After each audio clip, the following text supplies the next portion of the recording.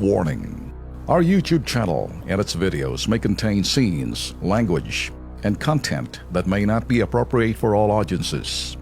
These videos include surveillance footage, undercover pursuit of suspects, actual police and rescue operations, and fearless confrontations. If you do not approve of the content, please do not watch our videos. If you wish to continue, we strongly advise that you proceed with caution. Viewers' discretion is advised. Okay, dito naman po tayo. Sa pukaw na mo, aaksyonan natin ang reklamo ng mga residente ng barangay Kaluluwan, dyan po sa bayan ng Concepcion, sa lalawigan po yan ng Tarlac. Halos matumba na kasi po ang posting ito matapos mabangga ng isang truck noong pambuwan ng Oktubre taong 2016. At pangambaho ng mga residente, kahit na ako siguro posibleng tuluyan po itong matumba at may mababagsakan pong tao dahil kitang-kita nyo naman po, ito po'y daanan.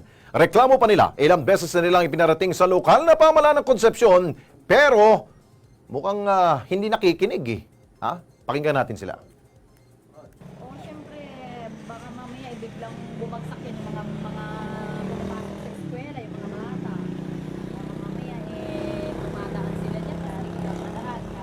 Tutumbros yun, maraming tumanda sila. Hindi pa nga ina-actionan Ano ko lang, hihintay mo ba may mangyari? Yun, ang tama. Aantay mo ba kung meron na hong madisgrasya, merong masaktan at merong mamatay? Dahil po, semento yung poste na yan. At ang sabi ho dito, ito daw hong poste nito ay pagmamay-ari daw ho na yung isa pong cooperative. At pwede siguro natin hingan ng aksyon. Mula po sa Tarlac Electric Cooperative Incorporated 3 o Tarelco, nasa linya ngayon po si Engineer Ed Mangune. Siya po ang Network Service Division Chief ng Tarelco.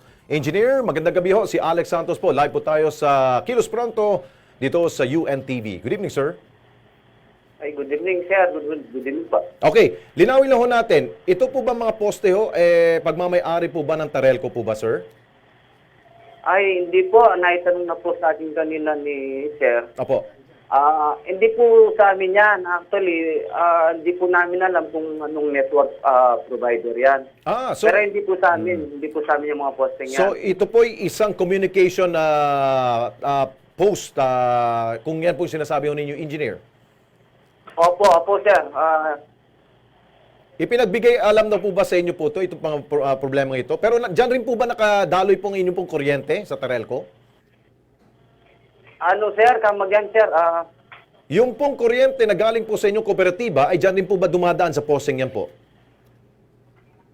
Ano, sir? Nagsasabi kasi, sir. Mukhang hindi tayo maintindihan ito, no?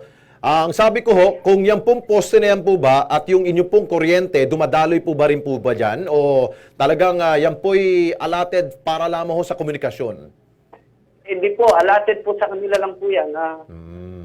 Wala po kaming kuryenteng dumadaloy dyan. Okay. Sila pong nagtayo niyan. Sila pong nagtayo. Okay, would you know kung ano pong communication o ano pong kumpanya, itong telcos po nito? Actually, hindi pa po namin ma-identify kung anong network ang mga yan. Pero ang nangyari, nag-inspection kami last Friday. Apo. Nakita ko kahit na hindi sa amin. Inayos ko kaninang umaga dahil nakita ko delikado kasi. Paano ho ninyo inayos ito? Pansamantala ho, engineer?